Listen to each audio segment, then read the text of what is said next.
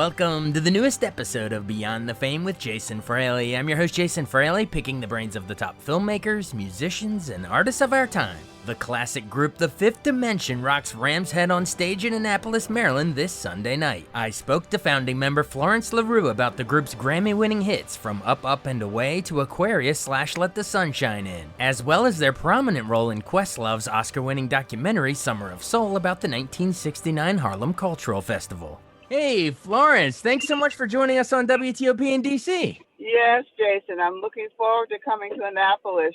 You know, my sister lives in Maryland and Columbia, but she and her husband are on a trip to Iceland, so she won't be able to come to this show. Oh, no way. I had no idea you had a local connection. Well, that's really, really cool. What's it like coming to a Fifth Dimension show these days? I assume you get audiences of all ages, you know, folks that grew up with the music and then probably pass it on to their kids. Right. Well, we have mostly people who grew up with the music, and sometimes they bring along their children who reluctantly come. And then after the show, they say, hey, you guys were great. They weren't expecting to like their parents' music. And then they become lifelong fans. Funny how it works. Well, it is right. It is of the time, but it is pretty timeless because, I mean, that Questlove documentary, Summer of Soul, that just won the Oscar about the, the 69 Harlem Cultural Festival. You guys were, Fifth Dimension was featured pretty prominently in there. What'd you make of the movie? Did you get to see it? It was so honored to be a part of that. Yes, it was very special. That was a special time, and it was special to be in that particular documentary.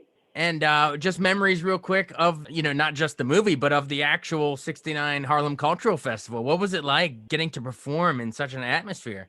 It was great, Jason, being among so many wonderful performers, the young Stevie Wonder. And unfortunately, though, we didn't get to talk with many of the performers because we were performing elsewhere. So we had to do our show and then perform for the festival and then leave. But it was just an honor to be there. It was great. There were so many people there, and not one incident of fussing or fighting. It was just a really loving, peaceful event. That's fantastic. Well, I'm glad that Questlove was able to include so much great footage of not only you all, but all of the different acts. You're all frozen in time there together on screen now. It was a great piece of work. Right. Well, whenever I have someone like yourself on, I always love to hear sort of how you got into to begin with. I know you were born in New Jersey, but so how did you make your way to Los Angeles, where you end up meeting the band members? Actually, I was raised in Pennsylvania, born in New Jersey, but raised in Pennsylvania. And my family went to California when I was graduated from high school, partly because of the weather, because my grandmother fell and hurt herself on the ice. So she lived with us, and my mom said, we're going to California. Also, I wanted to be in the movies. I didn't know how to go about being in the movies, so friends entered me into beauty contests, hoping to be discovered. And after I got my teaching credential, I won quite a few contests. I was blessed. I was Miss Valverde, Miss Coppertone, Miss this and Miss that. But the year I was in the Miss Bronze California contest, I won the talent. And a young man who was a photographer for the contest said, I have this group, and one of the girls left because nothing's happening with the groups. I said, no, I don't want to. First of all, I'm not a singer. I'm an actress, and I also have my degree for teaching. And I won't have time to be part of a group. And I was working full time, and but he persisted, and that man was Mac Lamore, and that's how I got into Fifth Dimension. That is awesome. And in the beginning, it wasn't called Fifth Dimension, right? Wasn't it the Versatiles or something? But you changed it pretty quickly. It was called the Versatiles because we had 5 very versatile singers. We had people who did almost light opera, R&B, and pop. And however, our manager said, you know what, we need something more hip, a name that's better. So we thought of all different types of names of Mark V, because our manager, who I ended up marrying, his name was Mark. But Ron Townsend thought of the Fifth Dimension. We liked that because there was no Fifth Dimension, so the Fifth Dimension was, number one, our sound, and also there were 5 of us. Yeah, it worked out. And it's even the name sort of sets the tone for your sound and what you would come to represent in music, because we know two-dimension, three-dimensional objects. I guess fourth dimension is what? Time maybe. Then fifth dimension is this mind-blowing, extra transcendent plane of existence, I guess, and that's your music. Right. Awesome.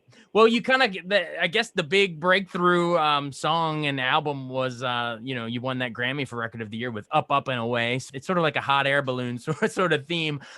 Jimmy Webb wrote that, I believe. But what was it like putting that one together? Any good stories of being in the studio recording that one? Well, we enjoyed working with Jimmy because he was so creative, and we all would get together, and sometimes we would throw in our ideas. But actually, Mark, who was our manager, was also managing Jimmy Webb, and he introduced us because at the time Motown music was very popular, so we were singing R&B in our rehearsals. But Mark introduced us to Jimmy and redirected our vocals to more of a pop sound. We were some of the first crossover groups. Oh yeah, well, and all your fans are glad that you made that sort of switch. And so Jimmy Webb, a songwriting legend on his own, pop, country, all kinds of stuff. But also, in terms of your earlier stuff, Laura Nyro wrote a lot of hits for you: Stone Cold Picnic, Sweet Blindness. I think my favorite of the ones that she wrote for y'all was Wedding Bell Blues, with that "Kisses and Love Won't Carry Me Till You Marry Me." Bill, poor Bill's getting yelled at in that song. But any memories of working with Laura on those songs, particularly Wedding Bell Blues, because I love that one. Actually, we didn't work with Laura. We did have an opportunity to meet her, but we worked with Bones Howe, who was our record producer, and we worked with him as far as recording the song. Gotcha. Well, why do you think Wedding Bell Blues and Bill and that whole storytelling, why do you think that song connected with people so much? I guess people could relate. Oh, it's a fun song, that they could relate to the lyrics, and we've met a lot of women whose husbands are named Bill, and they laugh and said they played that for them. That's so great. And then you also worked with, I guess, Burt Bacharach and Hal Davis wrote One Less Bell to Answer for you. I mean, that's a legendary songwriting team right there. But any stories of how that song came together? Well, most of our music, Jason, came from Bones Howe, who was our record producer, because we wouldn't have chosen that type of music because we weren't aware of it. But Bones brought us those songs. We didn't work with Hal David and Burt Bacharach, but we worked with Bones, and Bob Alcivar was our arranger. Yeah, well, it's a great song. And then, of course, we can't go through all of them, but my listeners would kill me if I don't mention the big one, the career one everyone remembers you from, the one Record of the Year. Again, you won it again for Aquarius / Let the Sunshine In, that little medley. Was it originally written for the musical Hair, and then you all made it even more famous? Is that right? I always say that God gave us a miracle with that song. We were performing in New York City at the Americana Hotel, and one of the gentlemen lost his wallet, and someone found it, and he found it in a taxi, and he brought it to the show and gave it to Billy, who lost it, and we thanked him and invited him to the show. Then he invited us to his show. Well, that gentleman was one of the producers of Hair, and that's how we first heard Aquarius, and we just fell in love with the song right away. We suggested to Bones, and he says, "Oh, well, it's a good song, but it's already been recorded, so I don't think so." Then he came back to us with the idea of putting Aquarius with Let the Sunshine In, which we did, thank goodness, and it became a hit for us. Oh, it worked out beautifully. If you could, we've got a lot of good stories about, the making of these songs and Bones and all that kind of stuff. But break down the two parts of that for me, Aquarius and Let the Sunshine In. Break them down, one at a time, like musically, like the musicality of it. So like that first part, Aquarius, when the moon is in the seventh house, like it really sets this hypnotic tone. But just talk about that first part of Aquarius and why that one is so intoxicating. Well, we liked the song because it spoke of peace and harmony. In the play, it's more about astrology. Well, being Christians, we're not into astrology. As I said before, we liked it because of the melody and because it spoke of something positive and hope. Let the Sunshine In was just once again a positive song. Being a Christian, I also related to not only let the SUN shine in, but let the SON shine in. So it's very special to me. Ah, look at there. Let the son of the father. And I gotcha. I see where you're going with that. Nice. Well, it works, Yeah. like you're saying it, the age of Aquarius is sort of like you're saying it was astrological entering into this age of love, light, humanity, whatever. But you all put sort of your own personal Christian spin on it. So that's really cool. That's a really cool tidbit. I appreciate you sharing that one. Awesome. Well, maybe younger folks probably first heard the song at the end of the Steve Carell movie, The 40-Year-Old Virgin. What did you happen to see Right, that? but I did, but it was also in Forrest Gump. It was in Forrest Gump. You're right. Such a great movie. But when you see it show up in a movie like that, or you see Steve Carell singing it in 40 Virgin, like what do you think when you're looking at the screen and you see your music coming back decades later? Is it like, wow? I mean, you have no idea it would still be played in songs or movies for that long. I'm just so proud that the Fifth Dimension is a family-oriented group and performing music that lasts so long and that really is enjoyed by people of all races, of all nationalities, of all religions. It's positive music that brings people together, and I'm very proud of that. Awesome. Well, you mentioned real quick before we run, you mentioned that you originally had dreams of being, an actress and stuff, and you got to do that a little bit. I know you're in, a TV movie, Happy, I guess Dom DeLuise. You did some stage acting and Ain't Misbehaving, the national tour of that Broadway show. Was it cool getting to finally live out that dream? You kind of took a long, unexpected detour into this great music stuff, but you still got to do a little of the acting that you originally wanted to do. Was that cool? Well, I'm not finished yet. I also starred in 2 musicals in Canada, and it really showed me that live musicals are really my favorite thing to do. But I do hope to do some acting, and also I do hope to use what I learned getting my teaching credential by lecturing and speaking. I wrote a book.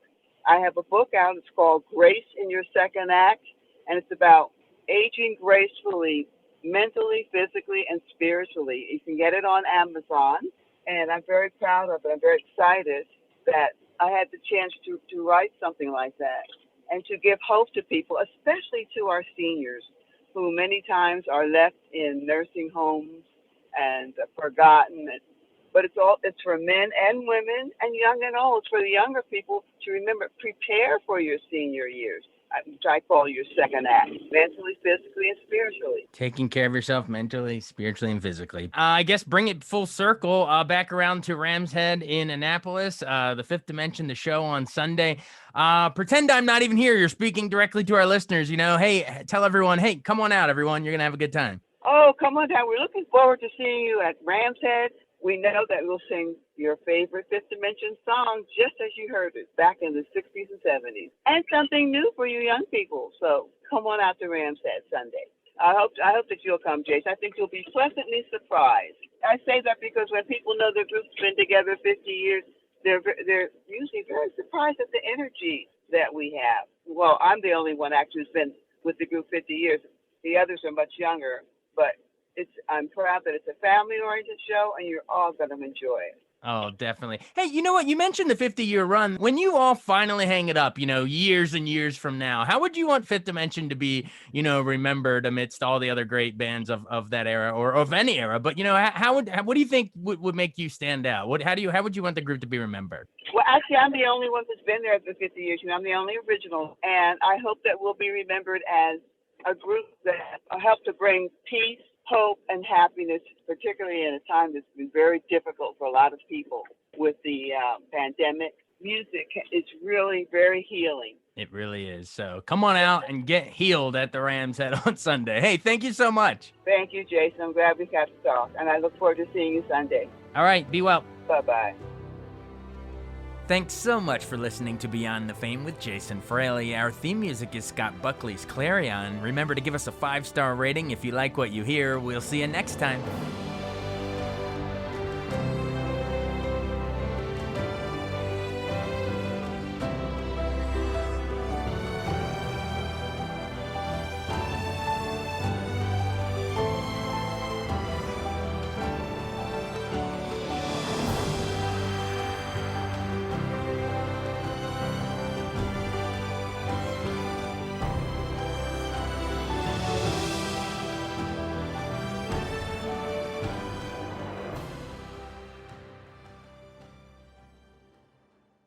I wanted to take a second to tell you about an app I really enjoy. Living in the DC area is great, and Podcast DC gathers all of the local shows that I like all in one local app. Health, sports, local news, politics, and so much more. Podcast DC is the new local app with hundreds of DC area podcasts to choose from. I can earn exciting rewards just for listening and share the podcasts I love instantly. Available in the App Store or in Google Play, listen local with Podcast DC.